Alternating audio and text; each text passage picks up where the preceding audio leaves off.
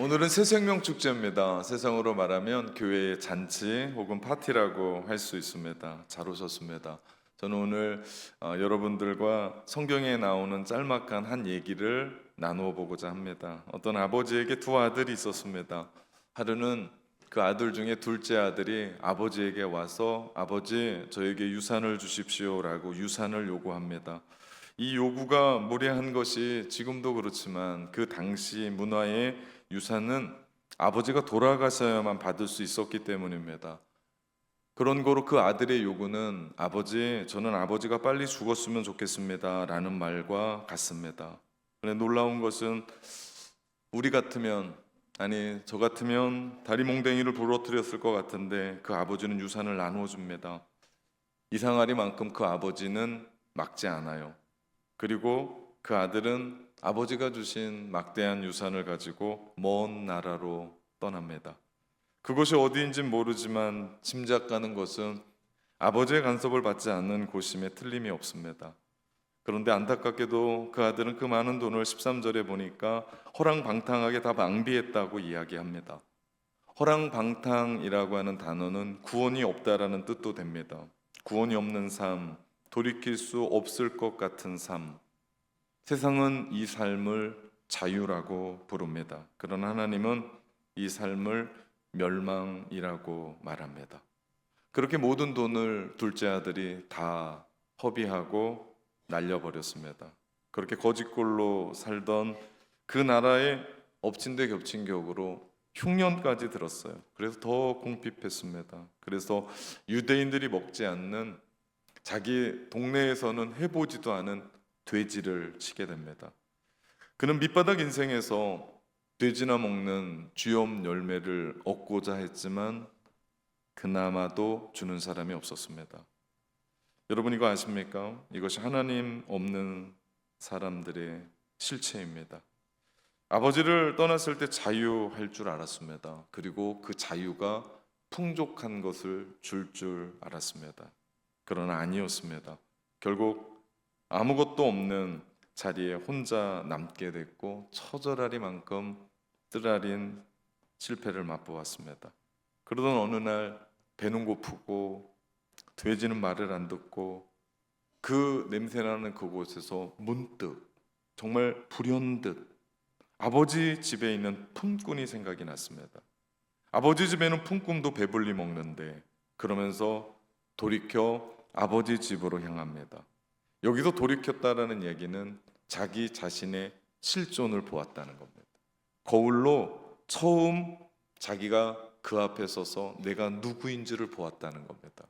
다시 말하면 그는 회개합니다. 그리고 결심합니다. 18절, 19절 말씀해 보니까 아버지에게 가서 이르기를 아버지, 내가 하늘과 아버지께 죄를 지었사오니 지금부터는 아버지의 아들이라 일컬음을 감당하지 못하겠나이다. 나를 품꾼의 하나로 보소서. 자세히 보면 그는 아들의 신분으로 집에 돌아가고자 하는 것이 아니었습니다. 아버지 집에 품꾼으로 돌아가고자 했습니다. 그는 알았습니다. 나는 이제 아버지의 아들로서 자격이 없다는 것을. 아버지에게 큰 죄를 지은 겁니다. 유산도 유산이지만 사실 그 유산 받기 위해서 아버지의 가슴에 대못을 박는 일들을 했습니다. 그러니 둘째 아들은 아버지에게 받아들여질 수 없다고 생각했습니다. 그렇게 해서 집으로 돌아가는 중인데, 분명 집에 가려면 아직도 먼 길을 가야 되는데 20절에 보니까 아직도 거리가 먼데 라고 이야기합니다. 그런데 아니 글쎄 아버지가 달려오는 겁니다. 달려와서 얼싸안고 거짓골로 돌아온 그 아들을 입을 맞추고 목을 안고 입을 맞추고 우시는 겁니다. 아직도 거리가 먼데, 이게 무슨 뜻입니까? 그 아버지는 그 아들이 나간 후로 줄곧 오매불망 동구 밖에서 그 아들을 기다렸습니다. 자신을 모질게 대했고 막말했던 아들을 아버지는 매일매일 그 아들 언제 돌아오나 기다리고 또 기다리고 그 자리에 서 있었던 겁니다. 어쩌면 그 자리에서 수백 번도 넘게 그 길을 바라보았을 겁니다. 그러던 어느 날 먼지를 뒤집어 쓰고 누더기를 거치고 쩔뚝거리는 사람이 오는데 알아볼 수 없는 몰골이에요. 저게 누군가 했을지 모르지만 아버지는 한 번에 단번에 알아봅니다. 그리고 내 아들이라는 것을 알아보고 그 길을 내달려갑니다. 여러분, 참고로 중동 사회의 가부장은 절대로 뛰지 않습니다. 왜냐하면 그들이 입은 옷은 치마와 같은 옷이어서 달리려면 겉옷을 걷어 올려야 되는데 이것은 귀족으로서는 수치였습니다. 그러나 아버지는 수치가 문제가 아니었습니다. 자존심, 체면을 다 내려놓고 달립니다. 왜냐하면 아들을 살리기 위함이었습니다. 모든 걸 다 내려놓고 달려가서 그 아들을 얼싸안습니다. 아버지가 그렇게 한 이유는 아들을 사랑하는 이유에서도 있지만 그 아들이 그렇게 돌아오다가 아버지보다 동네 사람들이 먼저 발견하면 그 아들은 죽을 목숨이었기 때문입니다. 동네에 소문이 다 났습니다. 둘째 아들 탕자하더라. 아버지한테 유산 달라고 하더라. 모진말하고 유산 갖고 나갔더라. 그러니 동네 사람들이 그 아들을 율법으로 치리했을 거고 아버지에게 불효했었던 그 당시의 율법으로 그 아들은 죽어도 괜찮은 합당한, 감히 네가 어디라고 집을 들어오느냐. 그러나 그 아버지는 그 모든 것을 온몸으로 막습니다. 그것이 둘째 아들을 불쌍히 여겼다라는 겁니다. 내 아들이라는 거예요. 불쌍히 여겼다라는 말은 내장이 뒤틀릴 만큼의 긍휼입니다. 배가 끊어질 정도로 아파 본 적이 있으십니까? 이 못 견디는 아픔입니다. 배가 끊어질 것 같은 아픔으로 사랑하는 것이 불쌍히 여겼다, 긍휼히 여겼다라는 말이고 이 단어는 오직 예수님에게만 성경에서 사용합니다. 그것이 바로 십자가였습니다. 예수 그리스도의 십자가, 하나님의 하늘의 영광을 다 버리고 인간의 몸을 입고 낮고 낮은 이 땅에 오셔서 우리를 구원하셨던 배가 끊어질 정도로 아픈 그 긍휼, 우리 주님이 우리를 그렇게 사랑하셨습니다.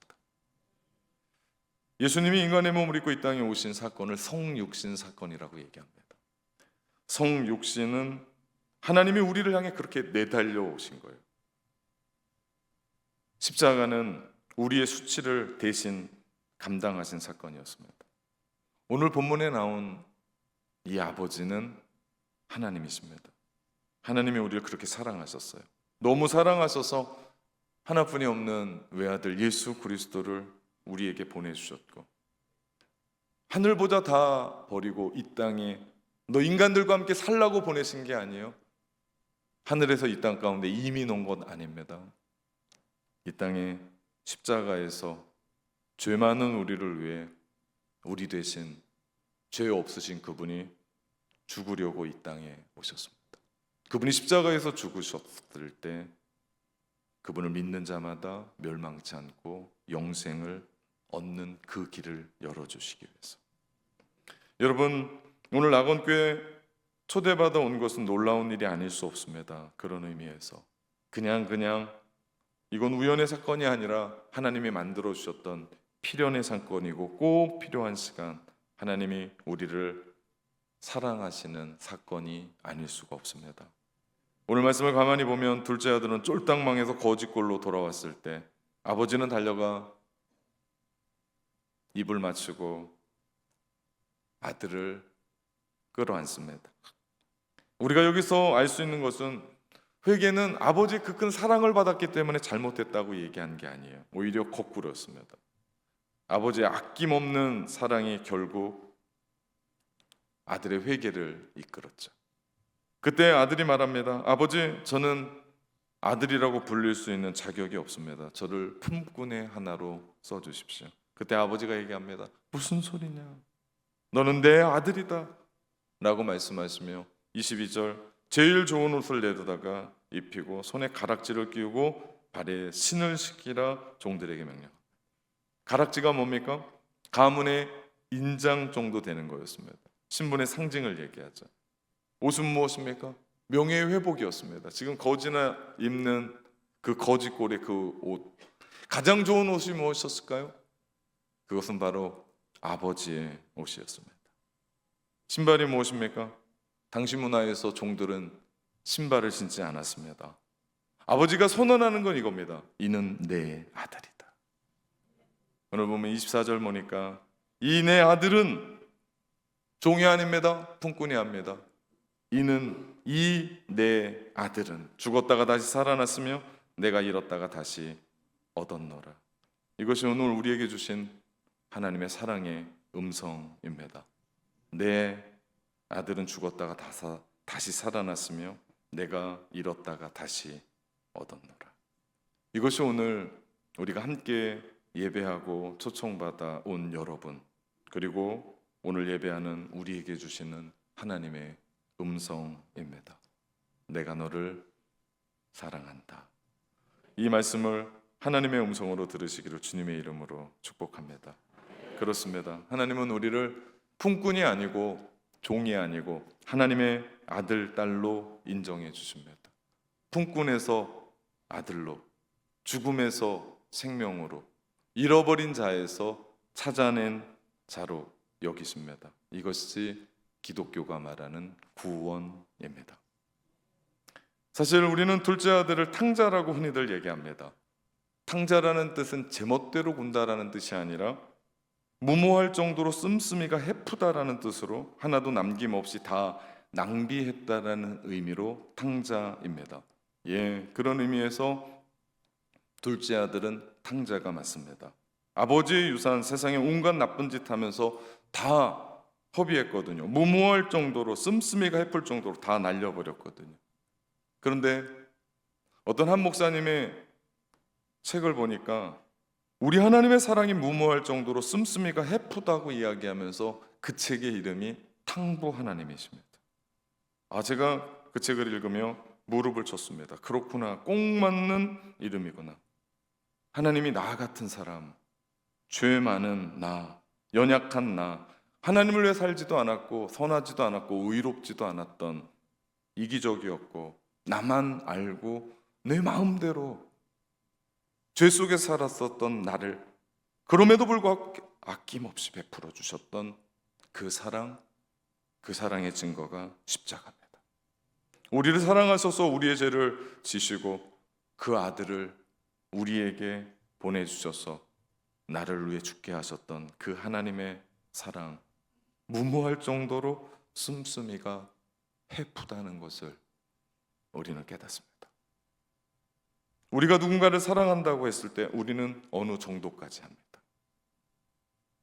사실 죽기까지 못합니다. 아니, 안 합니다. 그것도 하나뿐이 없다? 그럼 우린 더 못합니다. 그러나 우리 하나님은 하나뿐이 없는 아들 희생시키시기까지 우리를 사랑하셨던 그 하나님의 사랑에 감격할 수밖에 없습니다. 울 수밖에 없습니다. 하나님은 우리를 그렇게 사랑하셨습니다. 그렇게 죄 없으신 아들을 우리 대신 십자가에 내모시면서 우리를 사랑하셨습니다. 그래서 요한복음 3장 16절에는 이렇게 고백합니다. 하나님이 세상을 이처럼 사랑하사 독생자를 주셨으니 이는 그를 믿는 자마다 멸망하지 않고 영생을 얻게 하려 하심이라. 저는 지난주에 뜻깊은 예배를 드렸습니다. 다시는 없을 마지막 예배였습니다. 한 병원 호스피스 병동에서 드린 원로 목사님과의 예배였습니다. 찬송가 324장 함께 참여했었던 성도들과 부르면서 예배는 시작됐습니다. 예수 나를 오라 하네, 예수 나를 오라 하네, 어디든지 주를 따라 주와 같이 가려네. 주의 인도하심 따라 주의 인도하심 따라 어디든지 주를 따라 주와 같이 가려네.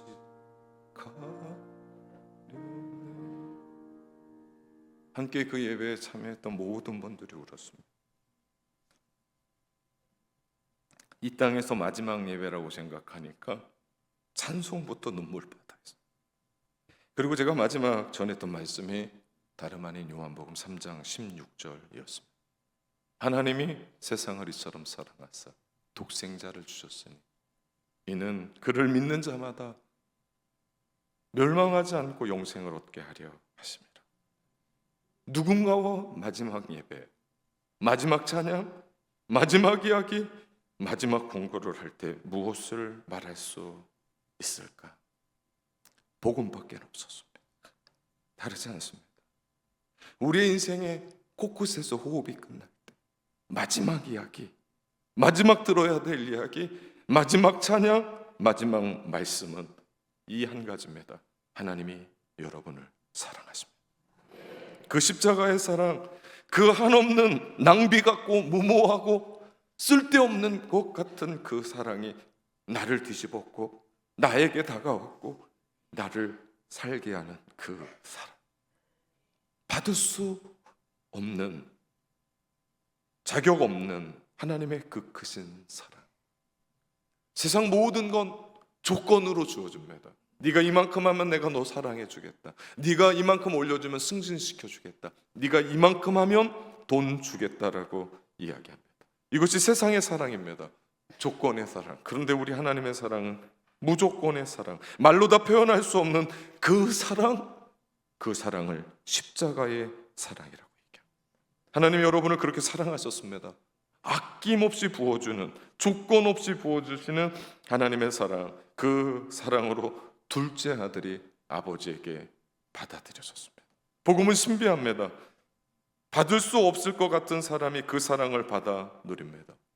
기독교에서 이야기하는 은혜는 받을 자격이 없는 자에게 주시는 하나님의 호의입니다. 그래서 그 둘째 아들은 받을 자격이 전혀 없었는데 하나님 앞에 받아들여집니다.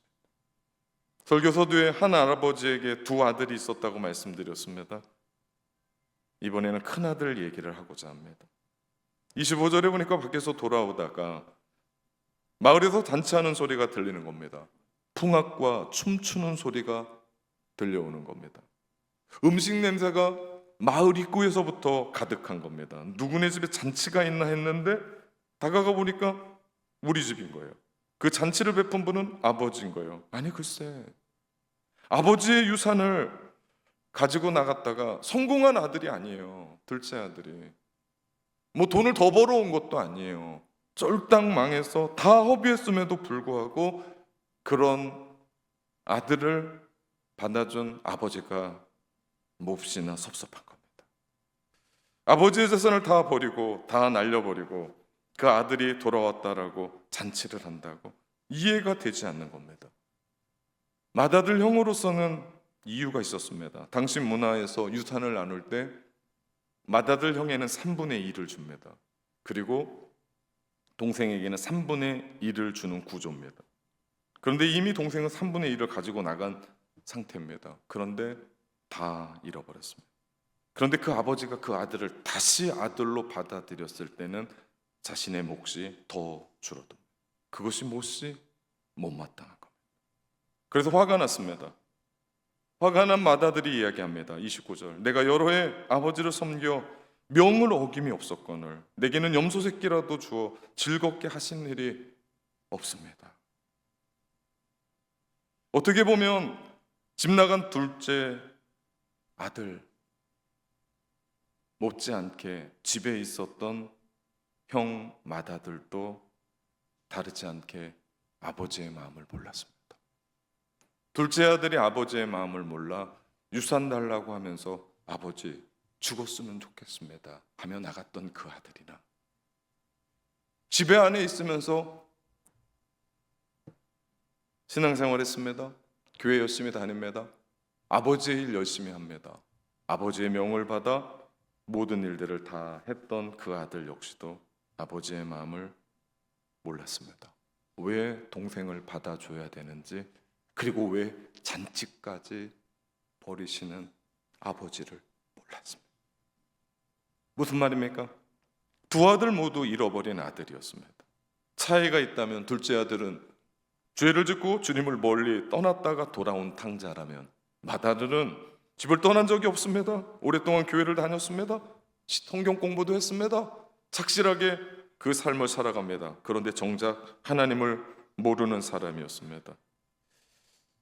그런데 하나님은 둘 다 똑같다고 보십니다. 우리는 아닌데, 집 나간 탕자만 죄 지은 사람이고 집 나간 탕자만 용서받아야 될 사람이라고 생각하는데, 하나님은 똑같다라고 보시며 둘 다 죄인이라고 말씀합니다. 그런데 더 놀라운 것은 그 두 아들을 대하는 아버지의 마음입니다. 두 아들을 동일하게 대합니다. 둘째 아들이 망해서 거짓골로 돌아왔을 때 달려가서 목을 안고 입을 맞추며 아들을 받아줄 뿐만 아니라 손에 가락지, 옷, 신발, 그리고 마을 사람들을 다 불러서 거대한 잔치를 베풉니다. 오늘 맏아들, 아버지한테 분노와 원망을 품은 그도 잔치에 들어가자고 다독이는 아버지. 그 잔치는 아버지가 배설한 겁니다. 주인이 아버지예요. 그 중동의 문화에서 잔치를 배설한 그 주체는 그 잔치를 떠날 수가 없었습니다. 떠나면 수치였습니다. 근데 그 아버지는 그 수치를 무릅쓰고 밖에 있는 맏아들에게 가서 너도 함께 들어가자 사랑을 표현합니다. 함께 들어가서 함께 즐기자, 내 죽었던 동생이 살아왔다라고 말합니다. 이것이 아버지의 마음이고 이것이 사랑입니다. 오늘은 5월 24일입니다. 그래서 우리는 524 새생명 축제라고 말합니다. 그래서 우리는 이 자리에 와 있습니다. 축제에 와 있고 잔치에 초대받아 온 겁니다. 여기서 말하는 아버지가 하나님이듯 내 친구를 통해서, 지인을 통해서 이 자리에 왔지만 궁극적으로는 그 하나님이 우리를 부르신 겁니다. 그 잔치를 벌어주시고 탕자 같은 나에게 잔치를 배설해 주시고 잔치에 들어오지 않으렸던 그 형에게 잔치에 들어오라고 부르시는 하나님의 그 큰 사랑, 그분의 사랑이 있어서 우리가 여기까지 온 겁니다. 내가 먼저 찾은 거 아닙니다. 그분이 찾으셨고 그것도 오랫동안 우리를 기다려 주셨습니다. 왜냐하면 만나주시기 위해서, 그 사랑 알려주시기 위해서 초대하신 겁니다. 만약 오늘 이 자리에 내가 동생과 같은 돌아온 탕자라면 하나님은 우리를 와락 끌어 안으시고 입 맞춰주시고 손에 가락지를 끼우고 옷을 입혀주시고 아버지 오십니다. 의에 오십니다. 신의 신을 신겨주시며 잔치를 베푸시며 온 동네 사람들을 모아 즐겁게 하시는 그 하나님의 사랑을 경험하시기를 바랍니다. 만약 내가 맏아들 같은 사람이라면 오늘 아버지가 직접 밖으로 나와서 등을 도닥거리시며 이제 잔치에 들어가자고 분내고 있는 나, 다 이해하지 못하는 나, 아버지를 지금까지 오해하고 살았던 나에게 손 내밀고 계시는 그 하나님을 만나시기를 주님의 이름으로 축원합니다. 그러면서 오늘 하나님은 우리에게 말씀하셔요. 내가 너를 사랑한다.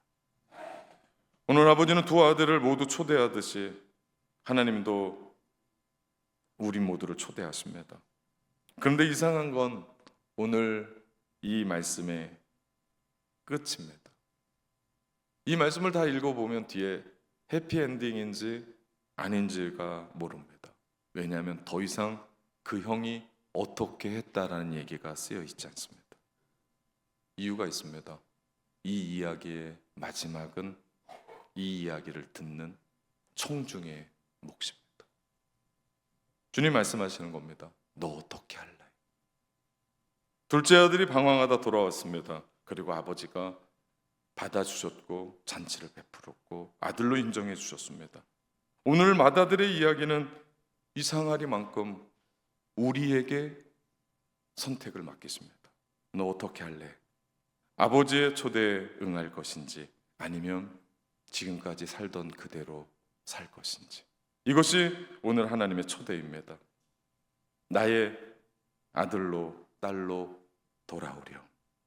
아직도 거리가 먼 여러분을 향해 이미 아버지가 달리기 시작했고, 그 달려오심은 2000년 전 베들레헴에서 시작됐고, 하늘 보좌를 다 버리시고 낮고 낮은 이 땅 가운데 달려오셨을 뿐만 아니라 이 땅에서 또 골고다의 십자가까지 달려가며 결국 우리를 사랑하셨던 그 하나님의 사랑이 오늘 2026년 5월 24일 우리에게 달려오시는 줄 믿습니다.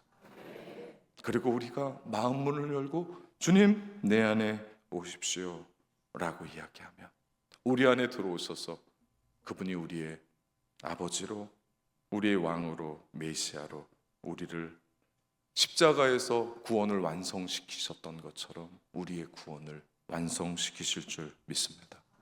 이것이 하나님의 초대예요. 돌아오렴. 품꾼으로가 아니라, 종으로가 아니라 나의 사랑하는 아들, 딸로 오라 말씀하십니다. 오늘 이 초청에 응답하시고자 하는 분이 있습니까? 우리 조용히 한번 눈을 감아 봅시다. 오늘 그 하나님의 사랑에 손 내미심, 그 초청에 응하고자 하는 분이 계십니까? 그 하나님의 사랑, 하나님 제가 둘째 아들이었습니다. 집 나간 사람이었습니다. 하나님의 마음을 전혀 모르고 세상에서 죄 짓고 살아며 어랑방탕함에 살았던 사람이었습니다. 내가 하나님의 초청에 응답하고자 합니다. 그렇게 고백하는 분이 계십니까? 그렇다면 두 손을 가슴에 얹어 봅시다. 그 사랑, 나는 교회를 떠난 적이 없습니다. 나는 일평생 교회 안에 있었습니다. 아버지의 명을 거역한 적도 없었습니다. 그런데 나는 이상하리만큼 하나님의 마음을 몰랐습니다. 맏아들이었다라고 고백하는 사람이 여기에 있습니까? 그래서 하나님이 등 두드려 주시며